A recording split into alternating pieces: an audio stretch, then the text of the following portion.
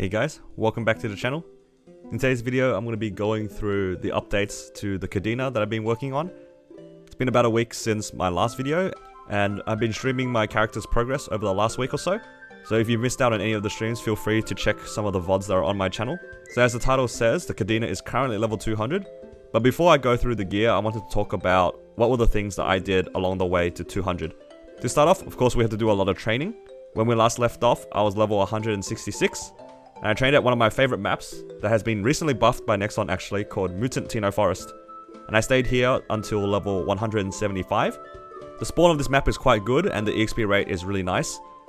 The burning field is always really high in this map as well because it's not too popular yet. So I recommend you guys taking advantage of this map before it gets too popular. In between training, of course I had to do a few dailies. One of the first things that I like to do is to go through the Root Abyss bosses.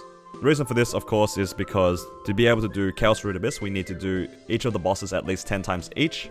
So I've been killing the bosses every day to work towards the requirement for Chaos Root Abyss. It also helps that these guys give a decent amount of money as well, and they are pretty easy to kill, especially if you're higher level. And with the free Fafnir gear that we get for a Teraburning character, these bosses go down really quick. In between my training at level 172, I decided to do the New Leaf City Prequest. After you do the first 3 or so quests, you'll be able to buy the New Leaf City ring. We're going to be using this ring because it's an easily accessible one that can take Star Force and Potential at the same time. And it's going to be a decent placeholder until we get better rings. At level 175, I figured I was strong enough to take on some more bosses. The first one that I started doing was Von Leon. At this point, I can only do normal Von Leon, which is still fine because he drops the coins that we can use to buy his Von Leon equipment. Obviously the Fafnir gear is quite good, but we still have some slots that we need to fill out. So for the gloves, shoes, and cape, I'm going to be using the Von Leon gear that we can buy from the shop.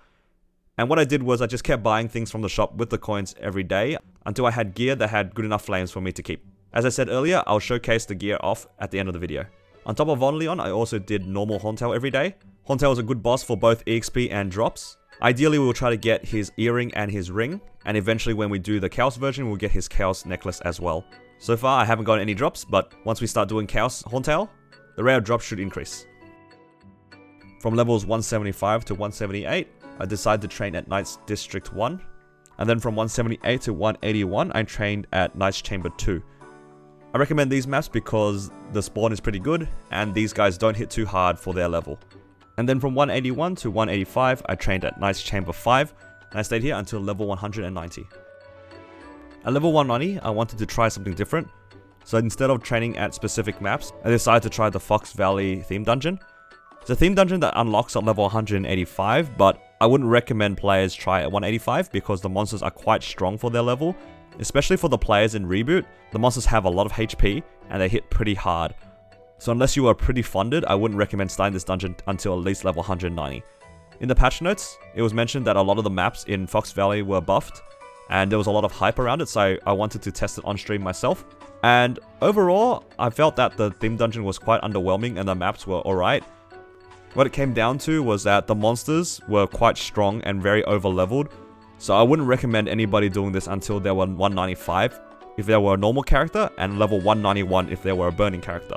After some observations, we found that only one of the maps were particularly good, and that map was Fox Tree Top Path. It had the best platform placement and the best spawn rate. It also seemed to have pretty good burning as well, so out of all the maps, I think that was the most impressive one to me.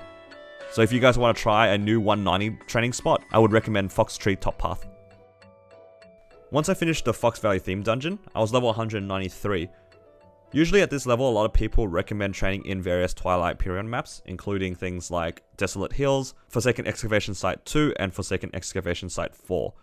But I wanted to try out some of the other maps that Nexon had buffed recently, and what I found to be a really nice map is Fiery Ravine.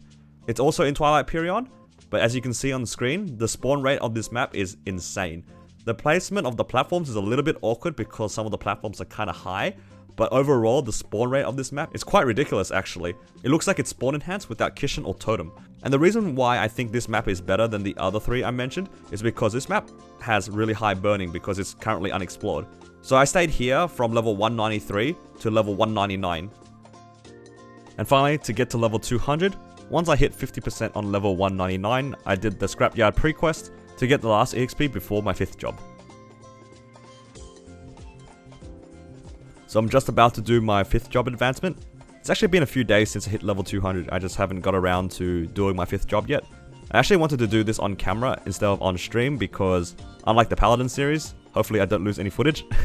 So I'm going to quickly go through the 5th job on camera so then you guys can kind of see what you need to get done. It's pretty straightforward, and the only real prerequisite for level 200, you need to have done some of the prequests to do Magnus, because Magnus is one of the requirements for 5th job. So anyway, enough talking, let's go straight into our 5th job advancement.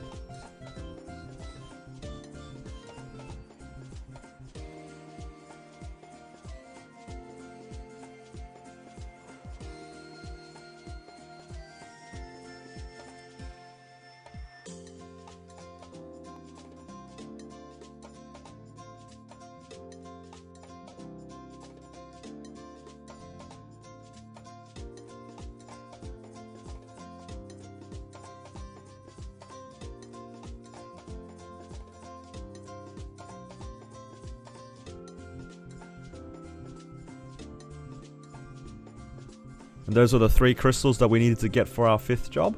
Now we can finish our 5th job advancement. There we have it, our new 5th job. So I have to go through all these skills in my own time, maybe on stream or something. So if you guys want to see me figure out how to play Cadena on stream, please check out my channel when I stream. And the best way to keep up with the channel is to just subscribe and turn your notifications on. I do stream quite often, so yeah, hope to see you guys there. Anyway, enough talking, let's put all these nodes in.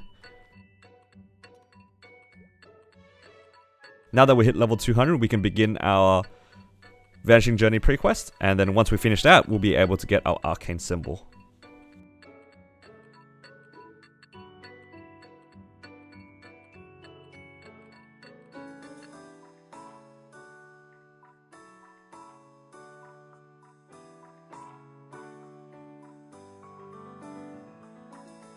And now that we have our fake Arcane crystal, we'll be able to do a few things actually.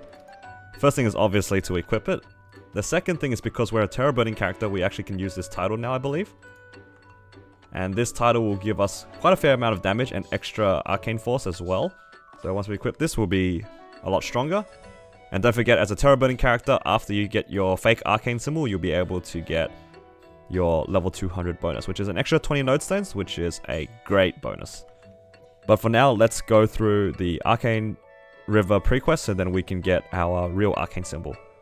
Before starting though, I'm going to make sure that I have 90 Arcane Force, so then I can go through the entirety of the Vanishing Journey without taking any damage, and also while doing extra damage. Keep in mind, 90 is the ideal amount, so boost up as much as you need, so then we can do as much damage as possible.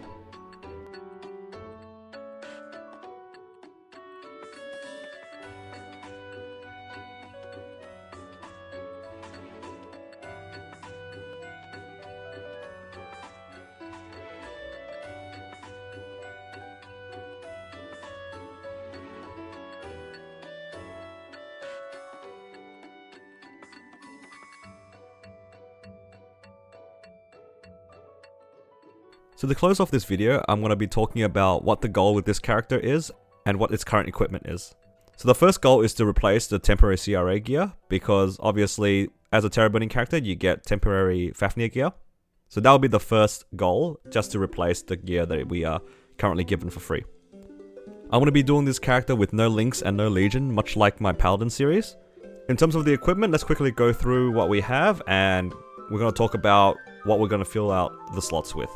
So to start off, we have our Afterland Totems, because they are, just easy permanent totems that we can just have with us all the time. We got the rings. We've got 1 Horntail ring, so eventually we're going to have to get this to epic potential and then 10 star it. Next we have Arcana Treasure, currently sitting at 6% luck 10 star, so this is one of the few items that I have that is at epic potential. We have the NLC ring that I mentioned earlier. We have the Ifer ring at the moment, so once we get enough pieces to trade it in for a Noble Ifer's ring, we'll be replacing this with it. The pocket slot is currently the rock from Hilla, and ideally we're going to replace this with a pink bean cup if we're lucky enough to drop one. For the pendants, currently we only have one, which is just a Mechanator, and I'm just using this because it's the best one I have at the moment. And for this character, I won't be going for the alien set. So my goal with the set bonuses will be 7 boss set. This will mean that my other pendant will be a Chaos Horntail necklace, and the earring will either be the Healer earring or the Horntail earring, depending on which one drops first, because they are the same stats. Eye and face are both from Zakum, so I'm currently just waiting until they drop with good flames. The belt and shoulder are both from the Sengoku set, which is what we're currently using. The gloves, boots, and cape are all Von Leon because I wanted to use gear that had boss flames, and I didn't want to do Wings of Fate for my cape again, just to change things up. Our secondary is just a frozen secondary at the moment, so I tiered this up to unique on stream the other day. Same with my emblem, which is also tiered up to unique. I'll fix the potentials later down the track, but those are what we're using at the moment. The medal is just whatever is strongest that I have in my inventory at the moment, and of course the badge will eventually be the Magnus badge. In terms of the Arcane symbol, I just finished my set of dailies, so it's closely leveling up to level 2, which is really nice. In terms of my stat, I'm just underneath 4k luck, and my damage range is just under 350k. Still got a long way to go, but slowly but surely we'll be able to get this character to CRA. Anyway guys, thank you so much for watching. Hopefully you guys are enjoying the series. The upload speed for this series is kind of slow compared to the Paladin series because I've been enjoying myself streaming, and just being able to interact with you guys on stream has been a lot of fun, so it slowed down a little bit in terms of the upload. But I'll try to upload a little bit more consistently, but of course it would be dependent on the progress that I make on this character. Anyway, thanks again for watching. Please like, comment, and subscribe if you are enjoying the content and you want to see more content from me. Click the notification button if you want to be notified when I go live as well, if you guys are interested in catching me streaming. Otherwise, have a nice day.